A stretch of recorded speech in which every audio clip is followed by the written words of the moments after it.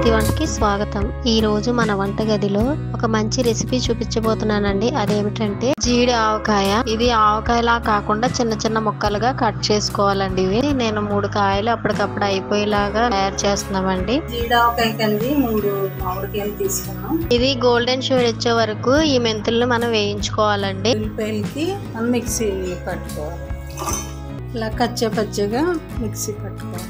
ఆవాలు ఈ విధంగా మిక్సీ పట్టుకోవాలండి। మెంతులు కూడా ఈ విధంగా మిక్సీ పట్టుకోవాలండి। ఈ మామిడికాయ ముక్కలకి ఉప్పు కారం పట్టాలంటే ముందుగా కొంచెం ఆయిల్ వేసుకోవాలండి। ఈ మామిడికాయ ముక్కల్లో మెంతిపిండి 3 స్పూన్లు, ఆవపిండి 3 స్పూన్లు వేసుకున్నానండి।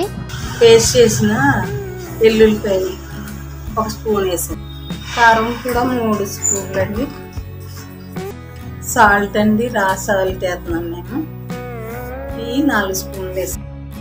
వేసాక కలుపుకోవాలండి। ఇది జీడి ఆవకాయ। ఇదిగోండి ఈ విధంగా ఆయిల్ వేసుకోవాలి। ఇదైతే గనక 3వ రోజు పచ్చడండి। నేను ఉప్పు కానీ కారం కానీ సరిపోయిందా లేదా అని చెప్పేసి నేను 3వ రోజు చూస్తున్నానండి। మాకైతే కరెక్ట్గా ఉప్పు కారం సరిపోయిందండి। దీన్ని ఒక చిన్న జాడీలోకి తీసుకుందాము।